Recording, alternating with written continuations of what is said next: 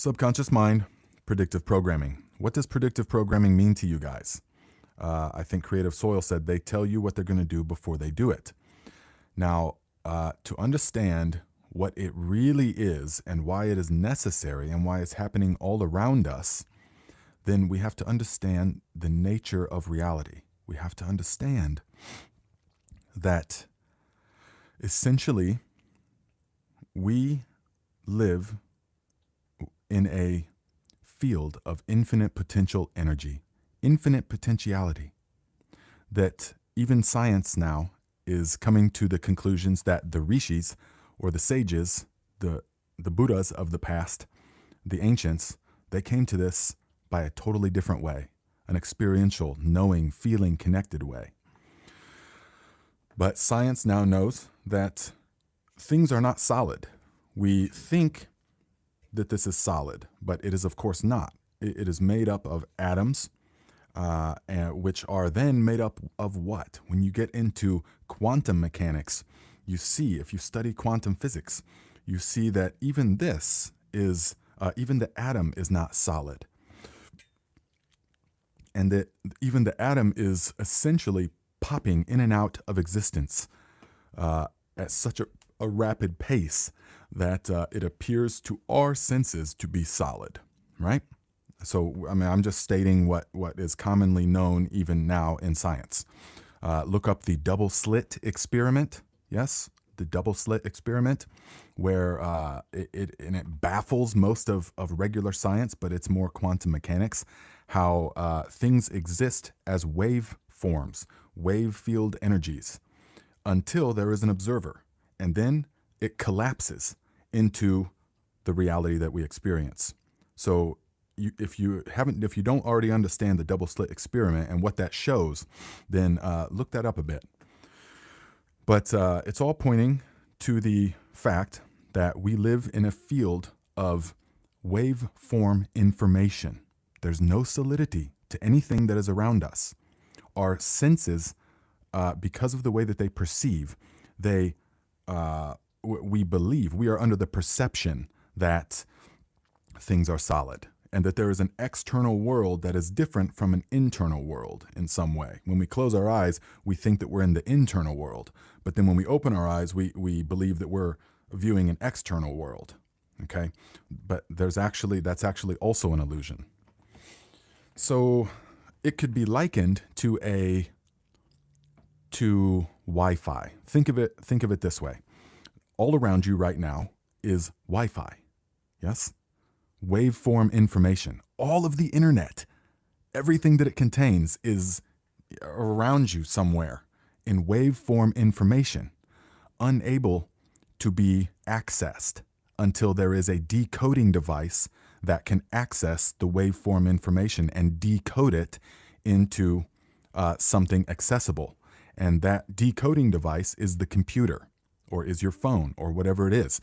The Wi-Fi is still all around us. We can't see it, we can't feel it. We say, no, there's no Wi-Fi because I don't see it or feel it or taste it, or I can't experience it, because you don't have the decoding device to access it. But once you have the decoding device, then all of a sudden, boom, the vastness of the internet becomes available to you. Okay, but it all has to do, the only reason you can access that waveform energy is because you have the decoding device. Now, this organism, your experience, is essentially, in many ways, the cosmic Wi-Fi decoding device. And so we are decoding the waveform energy that is around us into what we expect to see. And this is what the double slit can show, along with many, many others. I'm just saying that because it's easy to research. Predictive programming, the reason that they have to show us these things is because at the highest levels, guys, the people that are the beings, the people, the creatures in many ways, that are doing sort of directing and guiding aspects of humanity. You can go back to some of my videos I made several years ago where I'm talking about this kind of thing. The club, the Council of 12, all of these kind of things. We know about all of this. It goes by many names: Illuminati, the Club of Rome, the Council on Foreign Relations, the Council of 12, the Lemurian Council. All of these we've researched. We're aware of what all of this is. Okay, but it's even higher than that. Right? So people really that have the most sort of power, you would never be able to pick them out of a lineup. They're not politicians. They're not Jeff Bezos. They're not Elon Musk. These are all like figureheads. The people really pulling levers in human society at this time are completely unknown to you and me. I mean, you'd never be able to pick them out of a lineup, and this is for a reason, of course. Now, they are almost effectively indistinguishable from like wizards in what can happen with this reality, because we are decoding waveform information. So how do you create the reality that you want to create? You get as many decoding devices to decode it in this way as possible. And the more decoding devices, that is to say human minds, that can decode this in a collective sort of way, it will happen.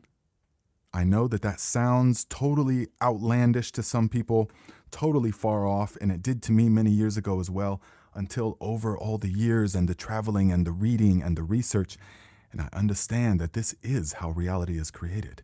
It is fluid. Reality is fluid. It is not solid. And it has entirely to do with the perception. And so if we can put out movies like this one that show certain things, that show, these people know exactly, these behavioral engineers, behavioral magicians in many ways. If we can put out things that can implant the image in the mind of enough people, then we are going to bring about that as a reality. This is why they have to show us these things. Contagion. Yes, the movie Contagion, along with dozens and dozens and dozens of other movies. Contagion before the pandemic. They have to do that because they have to implant into the psyche of enough people in order for it to become a reality. Because if they can't, if it's not decoded by enough decoding devices, it's not going to happen. Yes. This is how powerful media is. This is why it is the absolute monster in your house. Once you start to grasp this and the power of your mind, the immense world-changing power of your mind, then you begin to see how sacred it is and how powerful it is and why it needs to be guarded properly at any cost.